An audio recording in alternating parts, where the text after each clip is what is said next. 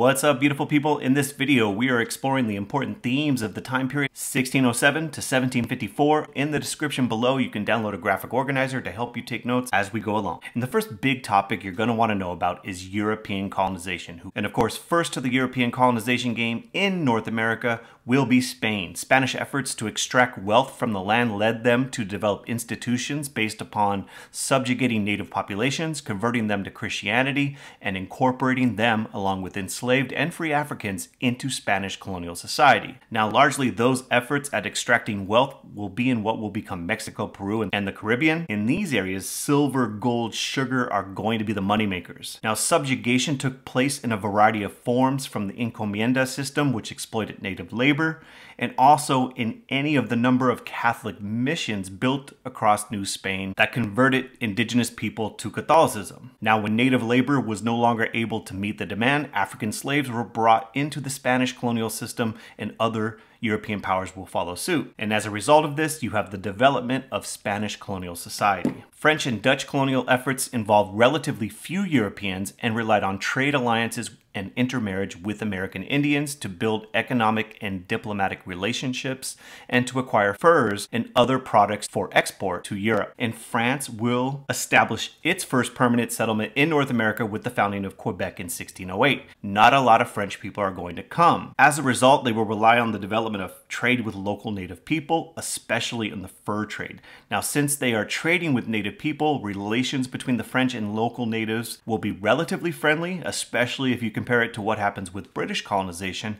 And since there are not a lot of colonists rolling out to North America from France, there will be intermarriage between both the French and Dutch colonists and local indigenous people. Just like the Spanish, you will see a large Catholic missionary presence in New France as part of the colonization effort. And when it comes to the Dutch, they're a little harder to find on the map, frankly, because they are not on this one. But the Dutch also had a presence in North America. You can see them right there, settling what is today New York, back in the day called New Amsterdam. They are in the colony game, hoping to gain wealth through trade, and their colonization will be paid for by a joint stock company, and they are going to also rely on trade alliances with various native groups. In order to attract settlers to their colony, the Dutch government allowed anybody in the colony. As a result, this spot will be one of the most religiously, racially diverse regions in all of North America, so shout out to the Dutch. But eventually England will come and swoop them up. When it came to England, English colonization efforts attracted a comparatively large number of male and female British migrants,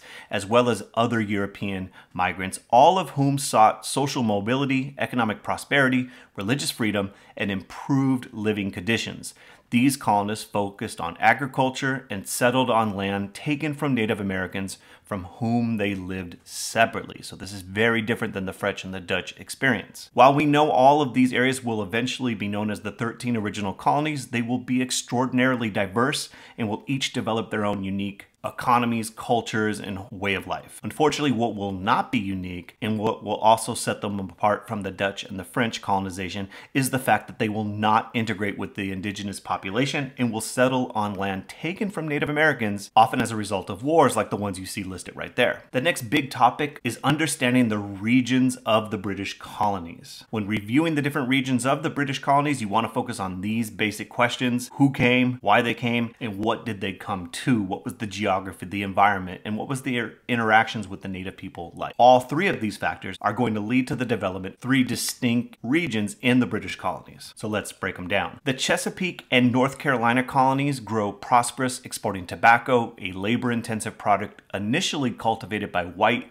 mostly male indentured servants, and later by enslaved Africans. The Chesapeake will be the site of the first permanent British colony, Jamestown, founded in 1607, and it is founded by a joint stock company, the Virginia Company of London. This colony was overwhelmingly settled by men hoping to get rich, and while initially it's a disaster, eventually Virginia and surrounding colonies such as North Carolina will rely on the cash crop tobacco, which will lead to the rise of the plantation economy. Early on, tobacco plantation labor will be done by white indentured servants, but over time, and especially after Bacon's Rebellion, the primary labor source will be enslaved Africans. The next region, the New England colonies, settled by Puritans, developed around small towns with family farms and achieved a thriving mixed economy of agriculture and commerce. The first in this region are the Pilgrims, who got themselves a charter from the king. They formed a joint stock company and established the Plymouth colony.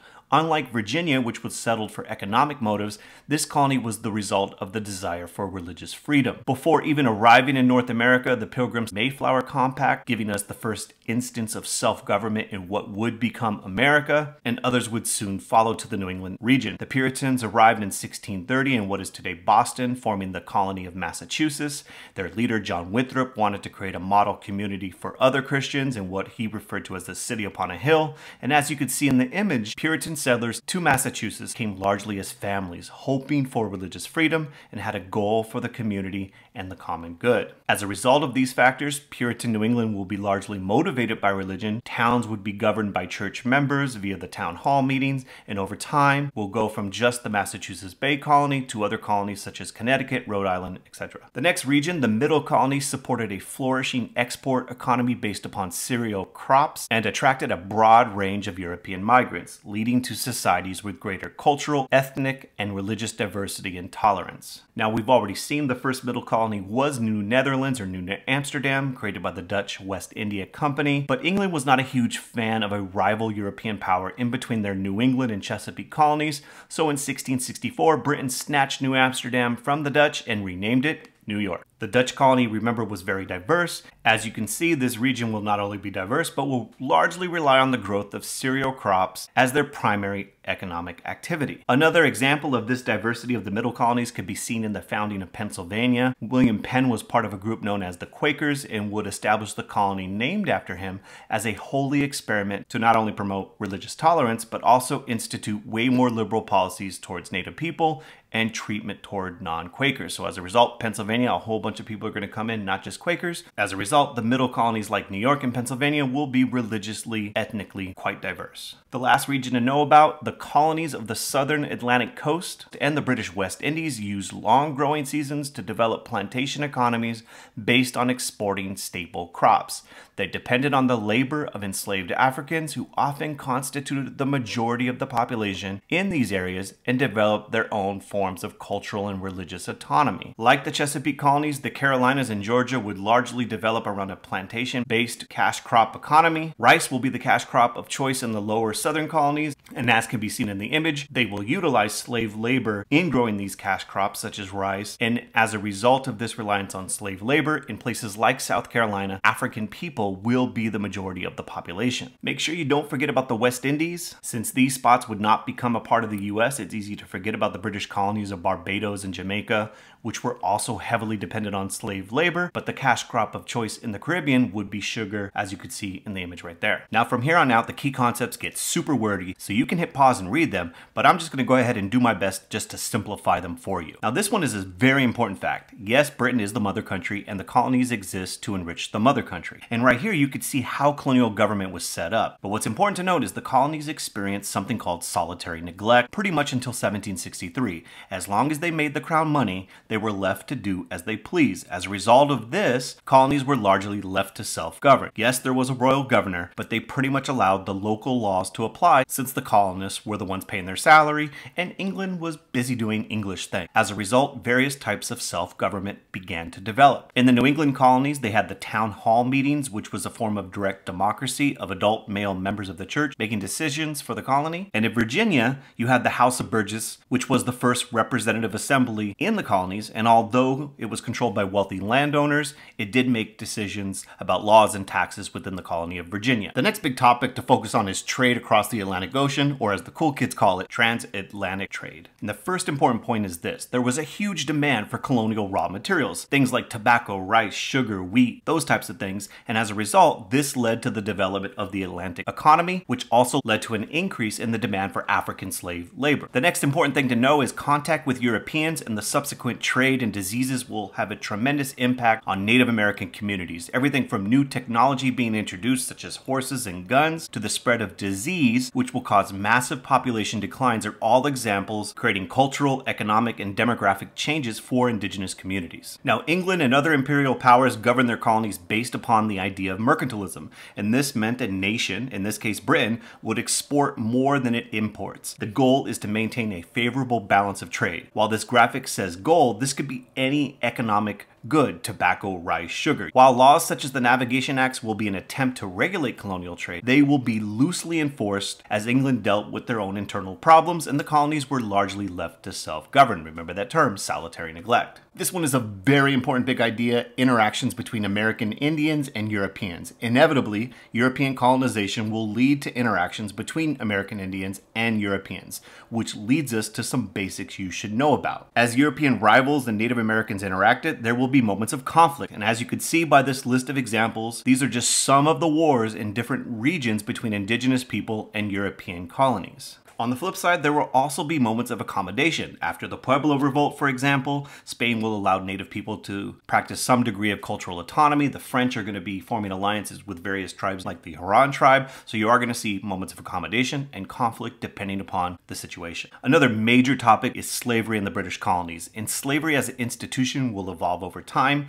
and will vary in importance between different regions. As you can see from this graphic, the British North American colonies will not be the main destination of enslaved people. Nevertheless, all of the British colonies, every single one of them, will have slavery as a part of their society. And a big reason for this is the demand for slave labor will only grow as European demand for colonial goods increases. So the more demand for goods, the more demand for slave labor. Another reason for this increase of slavery in the colonies is there is a decrease in the number of indentured servants available to serve as that labor source, and especially after the events of Bacon's Rebellion, that's going to accelerate the growth of slavery in the British colonies. Now, while all the colonies will have slavery, the New England colonies will rely on a relatively few enslaved laborers.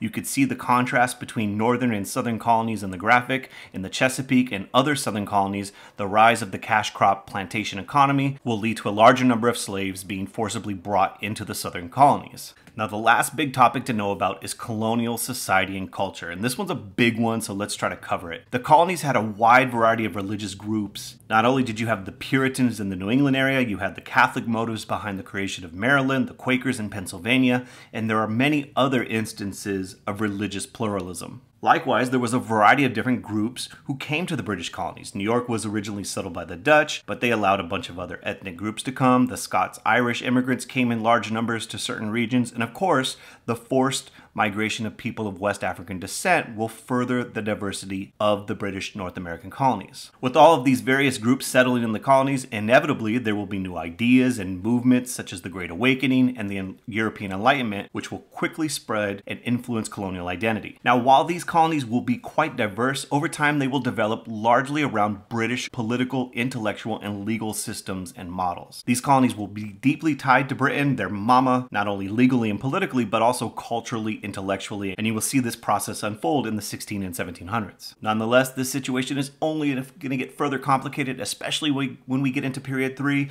because the colonies enjoyed a long period of solitary neglect, but there were mercantilist laws such as the Navigation Acts, which were either ignored or loosely enforced, and the interest of Britain and the colonies diverged over time. There was this kind of dispute over the regulation of trade, access to land in the West, defense of the frontier against Native Americans, French and Spanish threats, and as a result, very, very slowly, you're going to see colonial resistance to imperial control emerge at various times, and then eventually it ain't gonna stop. When you are done studying period 2, these are the big ideas you should be able to talk to all your friends about. If you want to test your knowledge, click the link in the description to play a quick review game, get a high score, and win that APUSH street cred. And I definitely recommend clicking the other links in the description for other videos that will help you understand the time period 1607 to 1754, and you can add those bad boys to your notes as well as download other video guides to help you in your studies. And finally, here it is, the meme of the time period. And as always, if the video helped you out, click like, leave a comment, tell the cool kid in the class about the channel, and subscribe. Have a beautiful day. Peace.